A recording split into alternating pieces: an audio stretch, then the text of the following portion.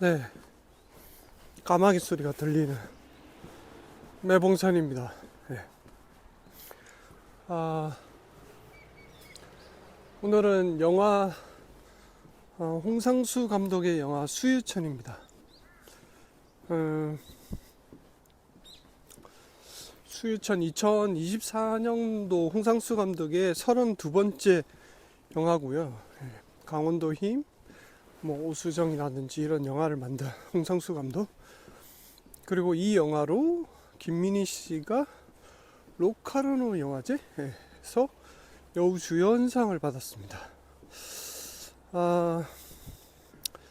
대략의 줄거리는 한 여대에서 총국제가 있는데 전임이라는 강사가 김민희고요. 외삼촌인 권혜요에게 총극 연출을 부탁합니다. 김민희는 학교 앞에 수유천에서 그림을 그리는 오프닝이 시작되고요. 자기 작품, 뭔가 배를 짜는 것 같은 그런 작품으로 패턴을 만드는 그런 작업을 합니다. 그리고 이거 영화 볼 땐 잘 몰랐지만 외삼촌인 권혜연은 블랙리스트에 이름이 올라서 몇 년째 일을 못하고 강원도에서 책방을 운영하고 있는 연출자로 나옵니다. 그런데 40년 전 이 여대에서 총극을 연출했던 기억 때문에 연출을 맡았고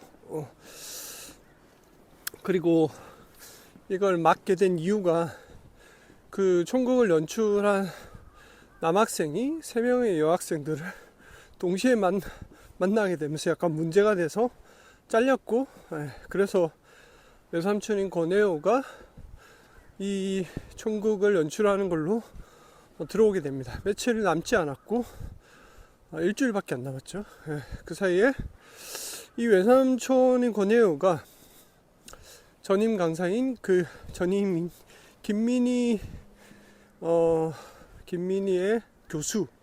여교수와 또 둘이 가까워지면서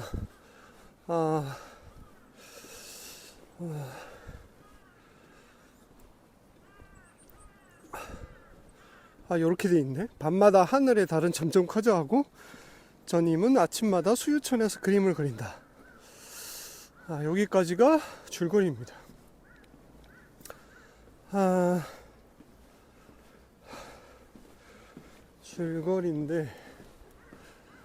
줄거리 봐도 무슨 내용인지 모르겠죠. 네. 홍상수 감독의 영화는 보고 나면 굉장히 약간 어떤 때는 명확한 어떤 주제 의식이 어쨌든 보이는 그런 부분이 있는데 되게 파편화되고 규정된 어떤 것들이 없어가지고 약간 혼란스럽기도 합니다. 그래서 이번 영화도 수유천이라는 그 하천에서 그림을 그리는 김민희와 마지막 장면에서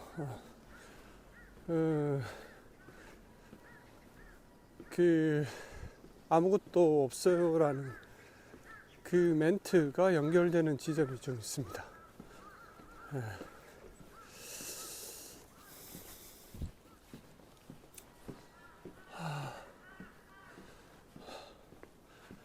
그래서 이 영화는 그런 느낌이 있습니다. 홍상수와 김민희의 어떤 관계? 그게 꼭 그렇게 보이는 건 아니지만 둘의 어떤 관계 때문에 오히려 영화들이 굉장히 어떤 사적이고 개인적인 얘기를 많이 다루는 홍상수 감독의 영화라서 그런 지점들이 이렇게 영화에 보이는 것처럼 어쨌든 보입니다. 그러니까 사랑이 무슨 죄냐 이런 얘기도 있고 그 다음에 큰 한 강에서 중랑천에서 다시 상류로 올라가는 그 강의 흐름? 근원적인 물음을 찾아가는 어떤 그런 게 하나가 있고, 그 다음에 여전히 이제 많이 나오는 술자리인데, 예전처럼 뭐 술을 먹고 뭐 성적인 걸로 연결되는 그런 건 아니고, 이제 그 천국에 올렸던 대학생들과 고네오가 술자리를 갖는 장면이 있습니다. 그 정도가 좀 인상적이지 않았나. 그래서 첫 번째는 이 연출에서 쫓겨난 한 남자애와 김민희가 대화를 나누는 씬이 있습니다. 그래서 남자애가 얘기하죠. 제가 무슨 죄를 지었냐고. 왜 이런 얘기 합니다. 거기서 김민희의 연기가 굉장히 좀 독특하다. 평상시와 조금 다른 약간 화를 내는 연기를 하는데 굉장히 연기를 잘한다, 이런 느낌이 좀 있었습니다. 그리고 그 남자는 어쨌든 좀 홍상수 감독의 사랑이 뭔 죄냐 뭐 이런 어필처럼 느껴졌습니다. 그래서 그런 씬들이 좀 있고요. 그 다음에 여기는 고네오 블랙리스트라고 돼 있지만 뭐 고네오의 얘기, 과거 얘기들이 나옵니다. 뭐 너 빨갱이냐 뭐부터 이런 얘기들이, 원래 그렇게 정치적인 얘기들을 넣는 감독은 아니었지만 어쨌든 그런 식의 내용이 좀 들어가 있습니다. 그래서 그걸 바라보는 감독의 어떤 시선이 있는 그런 정치적인, 그래서 고네오는 연극을 어쨌든 올렸지만 학생들과 총장으로부터 비난과 비판을 받게 됩니다. 그러면서 뭐 교수와 김민희가 불려가고 뭐 이런 상황들이 있고, 자신이 40년 전에 여기서 그런 총극을 할 때도 비판과 비난을 받았다, 이런 얘기를 합니다. 그래서 자신의 과거를 다시 한 번 더 반복하는 그런 고뇌의 어떤 모습과 다시 비난을 받는 이 상황들 속에서 좀 독특했던 거는 학생들한테 이제 술병이 많이 늘려져 있는 상황 속에서 자신의 얘기를 마치 시로 표현을 해보라는 그런 얘기가 있습니다. 그래서 이 4명의 여학생이 각자 자신을 얘기하는 부분이 있습니다. 나는 하루라도 뭔가 나답게 살았으면 좋겠다, 뭐 이런 얘기도 있고, 저는 정말 병신이었어요, 뭐 이런 자학하는 것도 있고, 전 사실 뭐가 뭔지 잘 모르겠어요, 뭐 이런 걸 얘기하는 학생도 있습니다.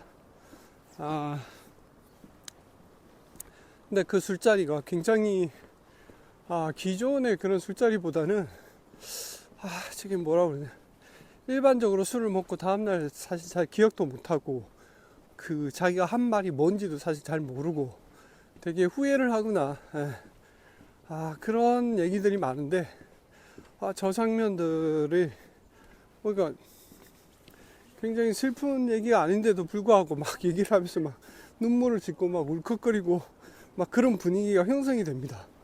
그 어딘가에서 많이 봤던 장면 같기도 하고, 저런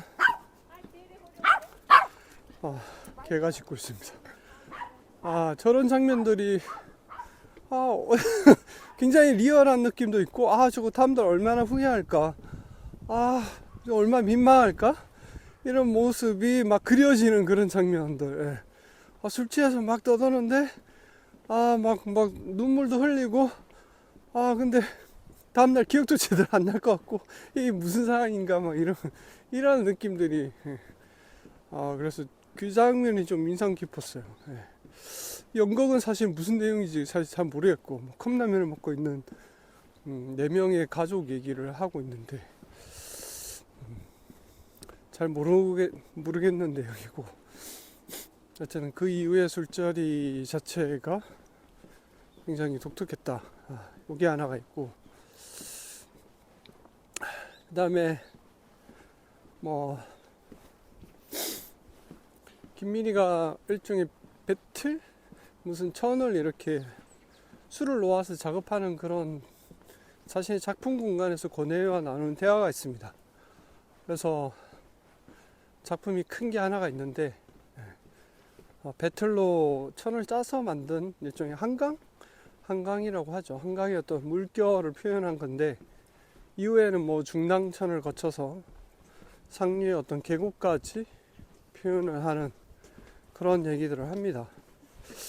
그리고 그들이 이렇게 장어를 먹고 막 술을 마시는 그런 장면들이 상류 쪽에 있는 어떤 술집에서 펼쳐지는데, 마지막 장면에서 상류로 계곡으로 내려갔던 김민희가 막 내려오면서 어디야 뭐 이러는데, 김민희가 뜬금없이 내려오면서 아무것도 없어요 여기 뭐 거기 뭐 있냐고 물어보네. 그래서 아무것도 없어요 하면서 내려오는 장면을 굉장히 주민을 하면서 이렇게 보여줍니다.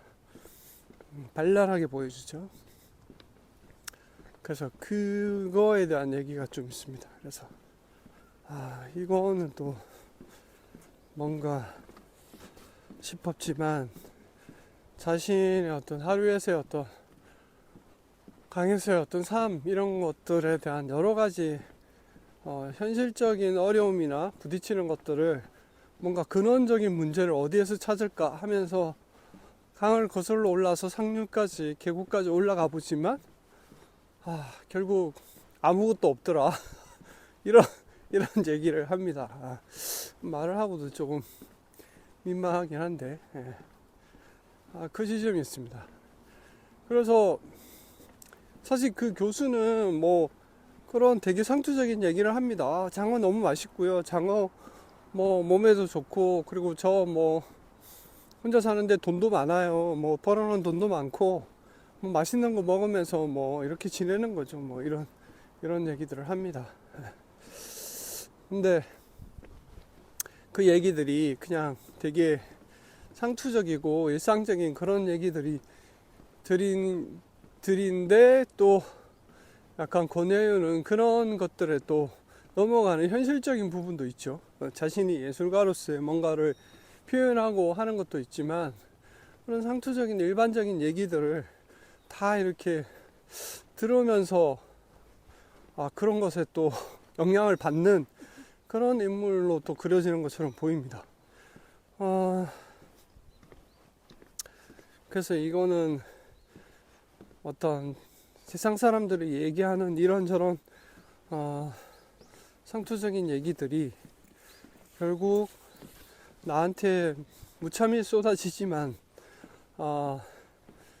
약간 난 사랑한 것 뿐이고 이 상황의 어떤 근원적인 문제는 뭐지? 라고 의문을 던지지만 그 답은 찾을 수 없고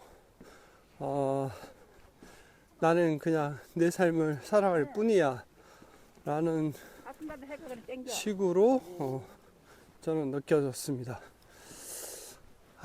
뭔가 되게 파편적인 것들이어서 이걸 뭔가 맥락을 잡기가 굉장히 어려운 영화지 않나. 뭐 홍상수 감독의 영화가 대부분 다 그렇긴 합니다.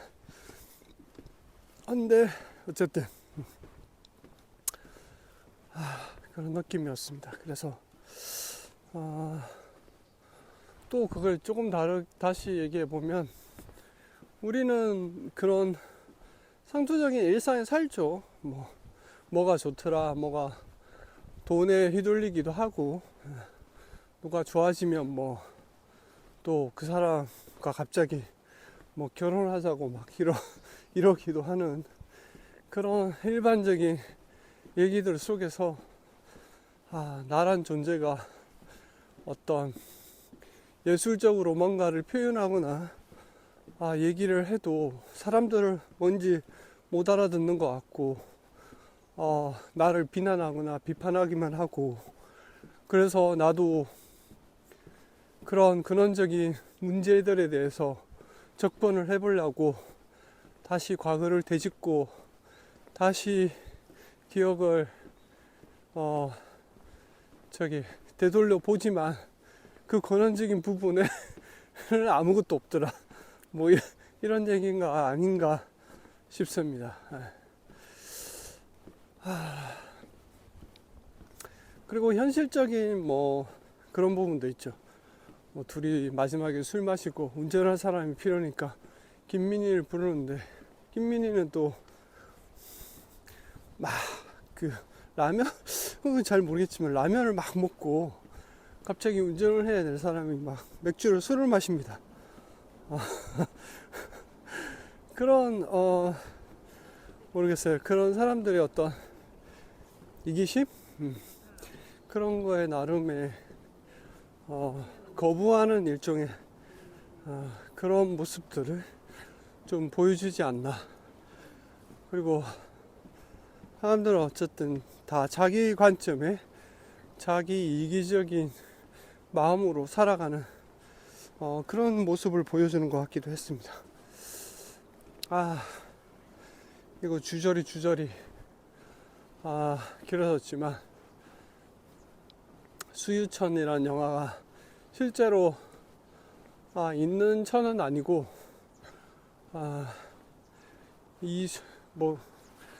어디죠? 저 북한산과 우이천, 우이천을 일종의 바꾼 이름인 것 같고, 덕성여대가 배경이 되는 그 덕성여대 앞에 우이천을 배경으로 촬영이 된 거라고 합니다. 그래서 2024년도 홍상수 감독의 영화 수유천이었는데, 뭐 그렇게 예전 영화들처럼 그렇게 메시지가 딱 잡히는 건 아니었지만 홍상수 감독의 영화라서 봐야만 했고, 요즘은 예전처럼 그 술 먹고 남자들의 어떤 찌질한 본성이라든지 이런 것들은 많이 사라지고, 조금 더 보편적인 아이템으로 대중적인 영화를, 대중적이라고 할 수는 없죠.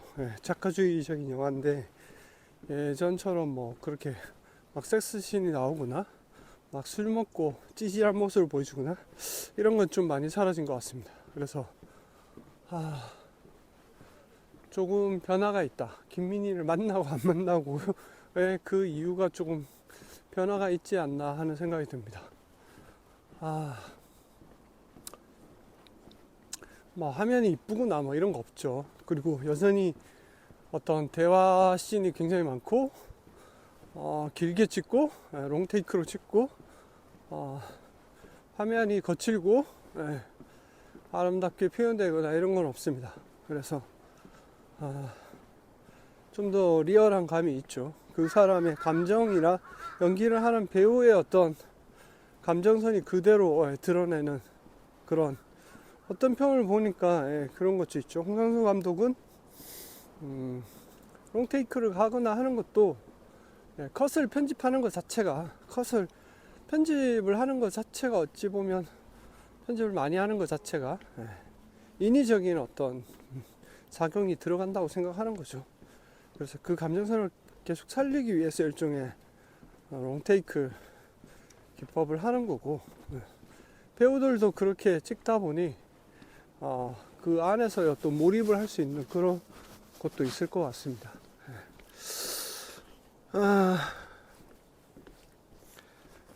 그래서 오늘은 홍상수 감독의 2024년도 작품 수유천이었습니다.